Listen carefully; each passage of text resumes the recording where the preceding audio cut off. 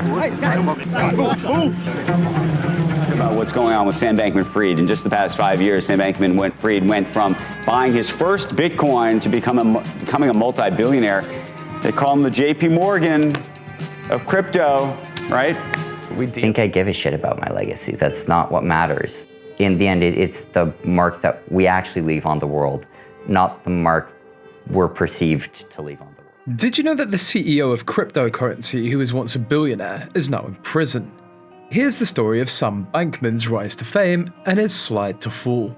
Everyone wants to find someone special, and Sam Bankman-Fried, the CEO of the cryptocurrency exchange FTX, Hi, my name is Sam, and this is my story.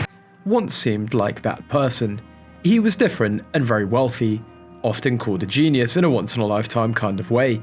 He wasn't just nice, but also incredibly smart. He was crazy rich, but still lived a humble life, even sleeping on a beanbag in his office. He was compared to Michael Jordan in the world of crypto. However, despite his initial intentions to use his wealth for good, he ended up facing bankruptcy and arrest for alleged financial fraud. This turn of events was shocking to the world. I'm getting into crypto. With FTX. You in? It's FTX. It's a safe and easy way to get into crypto. His company, once valued at billions, now sought bankruptcy protection. People who once trusted him felt betrayed and angry, realizing that their money might be lost forever. His downfall revealed a darker side to the crypto world, shattering the belief that it could bring revolutionary change. This is the story of one of the biggest financial frauds in American history, with Bankman-Fried accused of deceiving investors out of billions of dollars. Bankman-Fried created his own token. He gambled it, he traded it, he also tried to pay off politicians, and he mixed it with customer funds and essentially lost all of it. In 2017, the world went wild for Bitcoin. Its value soared from $1,000 to a staggering $12,000, making many people wealthy almost overnight. Suddenly, cryptocurrency was on everyone's lips, and money was the big reason people were getting involved. For some, Bitcoin wasn't just about making a quick buck, it was a way to tap into the world's largest financial market and make real profits. Sam Bankman-Fried, also known as SPF, was swept up in the excitement. Despite coming from a family of academics and attending prestigious schools like MIT, he wasn't passionate about traditional studies. But he had a clear goal: getting rich. Inspired by the idea of effective altruism, which states that the smartest and hardest working individuals should use their wealth to have the biggest impact on the world, for SPF the goal wasn't just wealth for its own sake, but to do as much good in the world as possible. So what was his mission? Well, SPF got really into helping others and dove into finance, working on Wall Street as a stock trader. Even though he made good money, he gave half of it to charity each month. Met with Sam, the smarter I felt that he was. My goal is to be able to donate almost everything that I make. But then he got interested in cryptocurrency and saw a way to make even more money. But what was his strategy? Crypto arbitrage, buying low on one exchange and selling high on another. With friends on board, he founded Alameda Research, raking in profits and later launching FTX, a crypto exchange known for its risky trades. By 29, he was worth billions and hailed as a crypto disruptor. Cryptocurrency prices vary a lot between countries, creating opportunities to buy low and sell high. For example, Bitcoin might be worth a lot more in Korea than in the United States. SPF saw this and started a company, Alameda Research, to make money from these price differences. In the beginning, he made millions, but he wanted even more, so he promised big returns to investors, which could be risky and illegal if things didn't go as planned. After working at Jane Street for 3 years, Bankman-Fried left because he wanted to take bigger chances to earn more money. He thought that getting into cryptocurrencies was the quickest path to wealth. It began with Bitcoin. So he saw an opportunity to buy it cheaply in one place and sell it for more in another. He didn't really understand what cryptocurrencies were at first, but he saw a lot of potential for profitable trading. In 2017, he started a company called Alameda Research for trading cryptocurrencies. At its peak, the company was moving $25 million worth of Bitcoin every day. 2 years later, he started another company called FTX, which allowed people to buy and sell cryptocurrencies, and he moved to Hong Kong. Later, the company moved its operations to the Bahamas, where Bankman-Fried bought a very expensive penthouse, overlooking a spot where a famous scene from a James Bond movie was filmed. He and up to 9 of his FTX colleagues worked from this luxury penthouse. In 2021, Forbes called him the richest person in their 20s, with a net worth of $22.5 billion, making him the 32nd richest person on the list of the wealthiest people in the United States.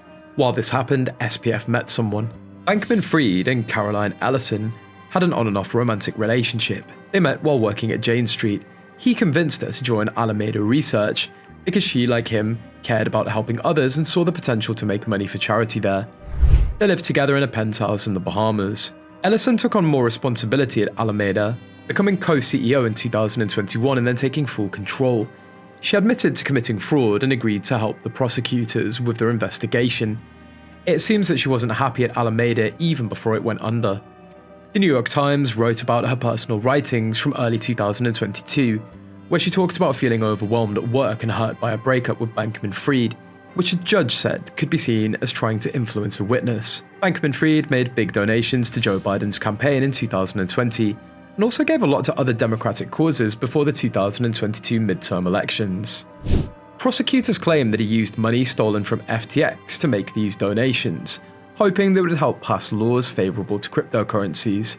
What do we know about the use of customer funds from here to over here? Because that is spectacularly illegal. Oh, yeah, that doesn't happen on Wall Street. That is a clear violation of securities. Oh, we're not on Wall Street. We're in the Bahamas. We're in the Bahamas. Even though the Bahamas dropped one charge against him, the judge said that his political donations could still be discussed in court because they're connected to the fraud allegations.